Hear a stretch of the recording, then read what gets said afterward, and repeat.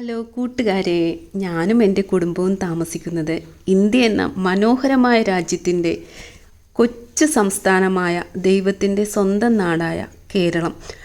അവിടുത്തെ ഒരു കൊച്ചു ഗ്രാമത്തിലാണ്. വെള്ളം, വായു, മണ്ണ് മുതലായ അടിസ്ഥാന സൗകര്യങ്ങളും ഭക്ഷ്യധാന്യങ്ങളും വിറക്, ഗ്യാസ് മുതലായ പാചക സാമഗ്രികളും സുലഭമായി കിട്ടുന്ന സ്വർഗം. പക്ഷേ പശ്ചിമേഷ്യയിൽ യുദ്ധം ആരംഭിച്ച് 2 ആഴ്ചയ്ക്ക് ശേഷം പല സാധനങ്ങൾക്കും അല്പാൽപമായി ക്ഷാമം നേരിടുന്നത് മൂലം വിലവർധനവ് നേരിയ തോതിൽ വന്നു തുടങ്ങി. ഇപ്പോൾ മുഖ്യമായി ഞാൻ നേരിടുന്ന പ്രതിസന്ധി ഗ്യാസ് ബുക്ക് ചെയ്യാൻ കഴിയുന്നില്ല.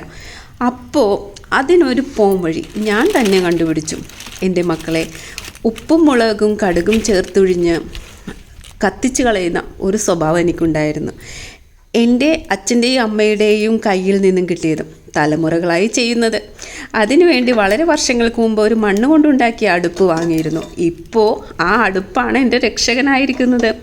ഗ്യാസ് സിലിണ്ടർ ഉണ്ടെനിക്ക്, പക്ഷേ അത് കുറച്ച് ദിവസം കൂടുതലായി ഉപയോഗിക്കാമല്ലോ എന്ന് എൻ്റെ ആശയം. ശരിയല്ലേ?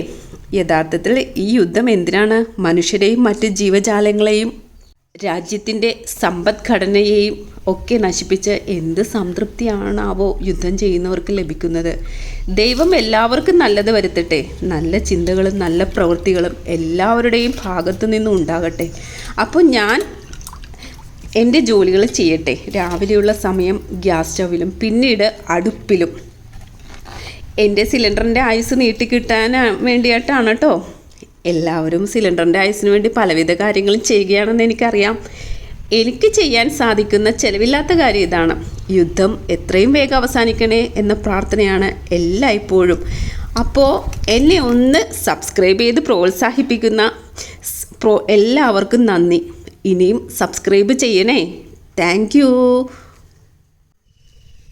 പിന്നെ ഞാൻ എൻ്റെ ജോലികളൊക്കെ എൻ്റെ ഈ കുഞ്ഞടുപ്പിലാണ് ചെയ്തുകൊണ്ടിരുന്നത്. ഞാനപ്പോൾ ഉള്ളിയൊക്കെ മുരിയിച്ച് ഉപ്പും മുളകും മഞ്ഞളും ഒക്കെ ഇട്ട് ഞാൻ എൻ്റെ അച്ചിങ്ങ ഉലത്തുകയാണ്. എന്താണെന്നറിയോ? ഭയങ്കര ടേസ്റ്റായിരുന്നു കേട്ടോ ഇതിന്. ഗ്യാസിൽ വെക്കുന്നതിനേക്കാളും ടേസ്റ്റ് അടുപ്പിൽ വെക്കുന്നതിനാന്ന് എല്ലാവരും പറയുന്നത് വെറുതെ അല്ല. നല്ല രുചിയായിരുന്നു.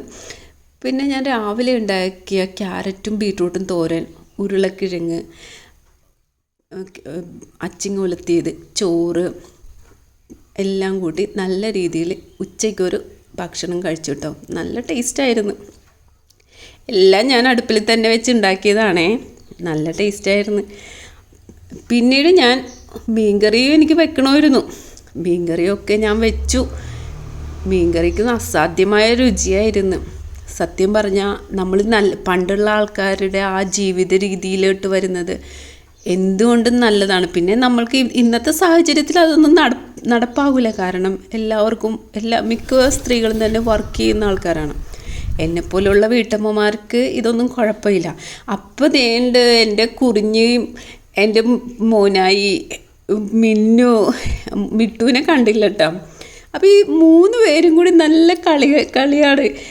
അപ്പം മിന്നുവിൻ്റെ വാലിലാണ് മോനായി പിടിച്ച് കളിക്കുന്നത്. അപ്പോൾ ഇത് അമ്മയും കുഞ്ഞുമാണ് കേട്ടോ, കുറിഞ്ഞിയും മിന്നും. അപ്പോൾ കുറിഞ്ഞി മിന്നു അടുത്ത് വരുമ്പോഴേക്കും വേഗം അവിടെ നിന്ന് മാറിപ്പോണേണ്.